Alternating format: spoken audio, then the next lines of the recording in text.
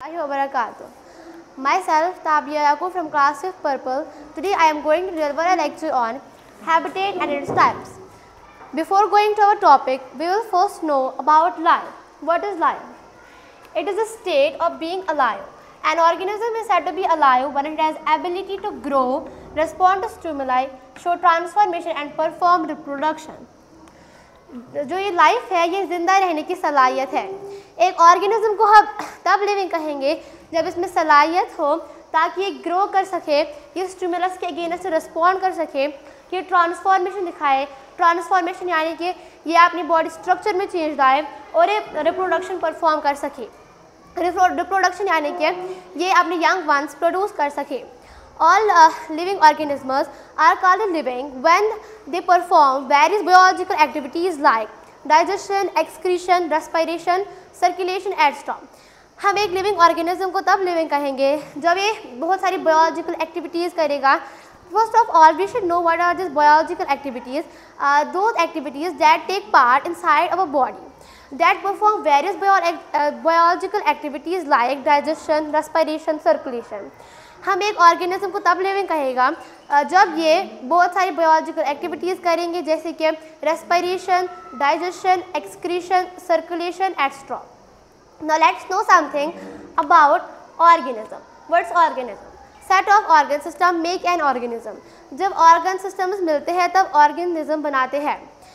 In an organism different organ systems are present to perform various biological activities like digestion, circulation, excretion extra.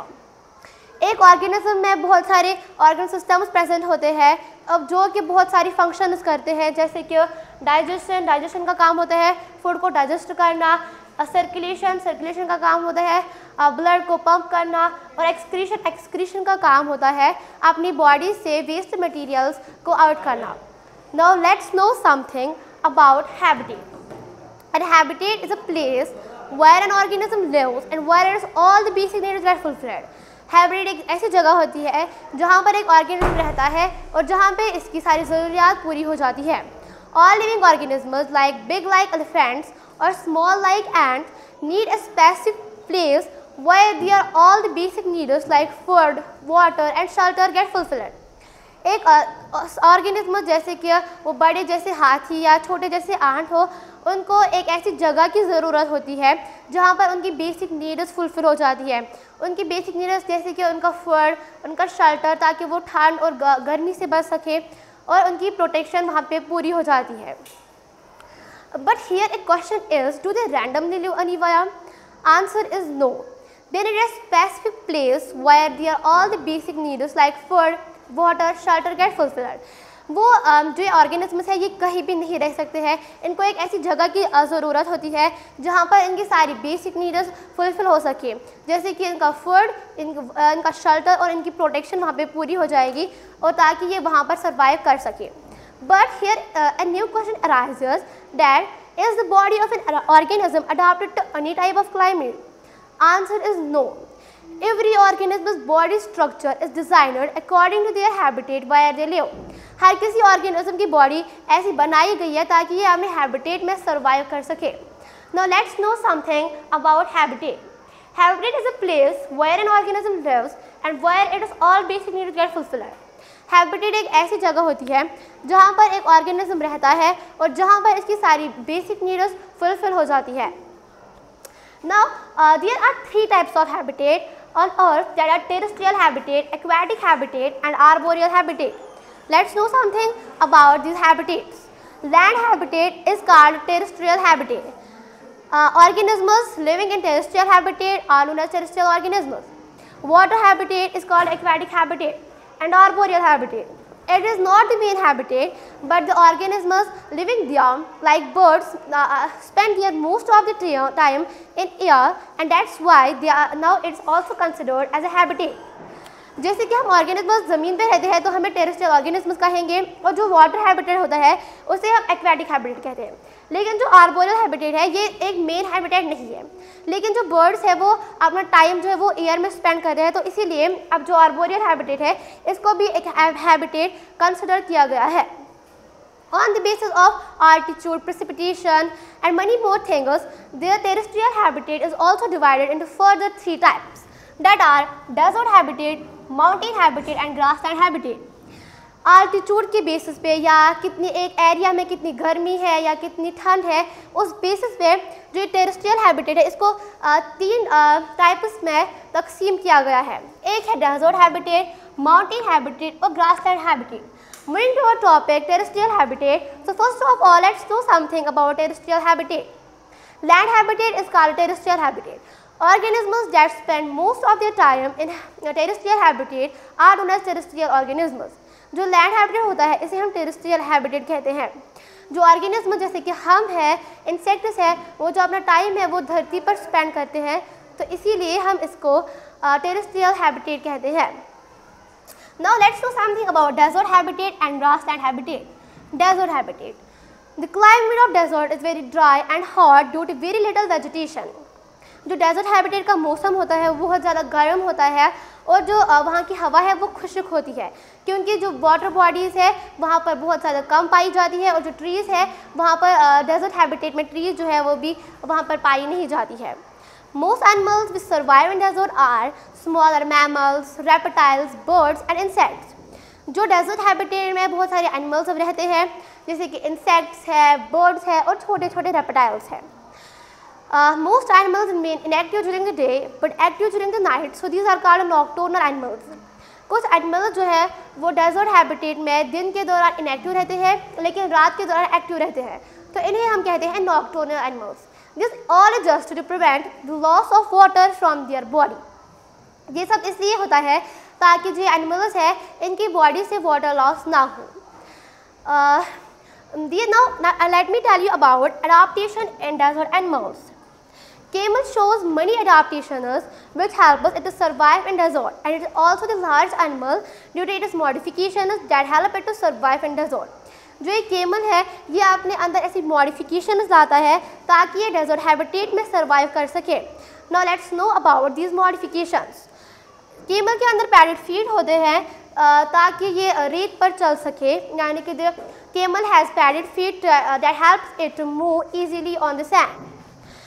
Long eyelashes. जो camel होता है इसके long eyelashes होते हैं ताकि जो सैंड है ये इसके आँखों के अंदर ना जा सके. Hump on it is back.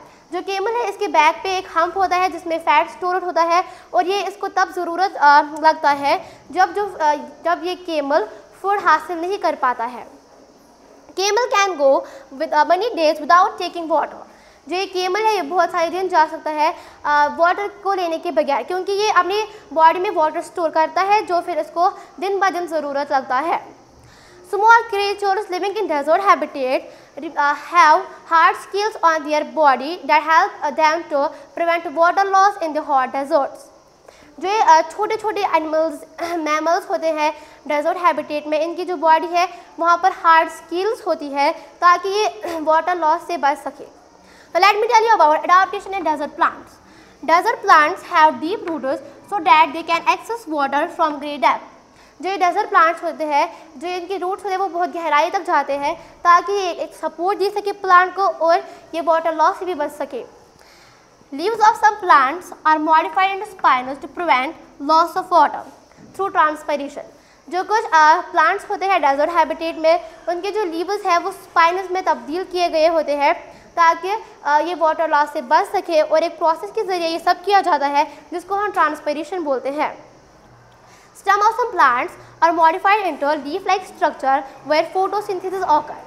जो कुछ प्लांट्स है जिनका स्टम है वो लीफ-like स्ट्रक्चर में मॉडिफाई किया गया है जहाँ पर फोटोसिंथेसिस होती है.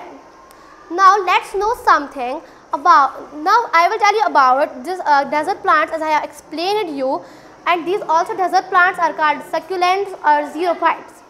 जो डेजर्ट प्लांट्स है इन्हें आप सकुलेंट्स भी बोल सकते हैं या हम इन्हें ज़ीरोफाइट्स बोलते हैं. Such stems are spongy and also can store water. जो स्टेम्स होते हैं ये स्पॉन्जी होते हैं और ये वाटर को भी स्टोर कर सकते हैं. As I have told you these are also called succulents और xerophytes. Now let's know something about grassland habitat. The climate of grassland is warm.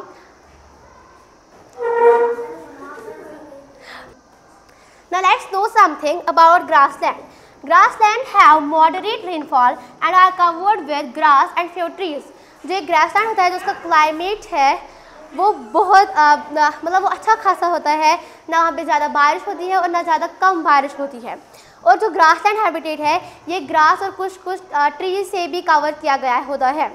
Climate of grassland is warm and the food is available in good amount, but due to heavy population there is the competition for food and other resources is tough in grassland. जो ये grassland habitat होता है इसका जो climate है वो अच्छा होता है, वो वार्म होता है और जो फूड है वो ग्रासलैंड हैबिटेट में अच्छी कीमत में अवेलेबल होता है। लेकिन ज़्यादा पॉपुलेशन की वजह से जो फूड है और बहुत सारे रिसोर्सेज है उनके लिए जो कंपटीशन है वो बहुत सख्त है ग्रासलैंड हैबिटेट में। Now let's know about something adaptation in grassland plants. Narrow leaves to reduce water loss.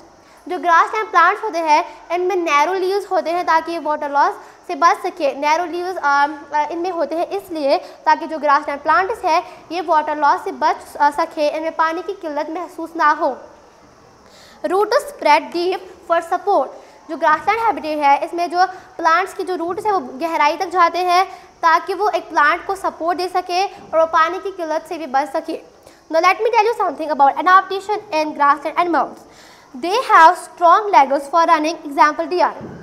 जो ग्रासलैंड एनिमल्स में एनिमल्स होते हैं उनमें बहुत स्ट्रॉन्ग लेग्स होती है ताकि वो प्रीडेटर से बच सके और वो तेज़ दौड़ सके, जैसे कि deer. They have sharp teeth for eating flesh और ग्रास। जो ग्रासलैंड एनिमल्स होते हैं उनके जो टीथ होते हैं वो बहुत ही शार्प होते हैं ताकि वो ग्रास और फ्लैश को खा सके। Eyes on the sides for spotting predators. जो ग्रासलैंड एनिमल्स होते हैं इनके जो आइज होते हैं वो साइड्स पे होते हैं ताकि ये प्रीडेटर्स को स्पॉट कर सके और ये प्रीडेटर्स से बच सके। I hope you may have understood my lecture. Thanks, have a nice day.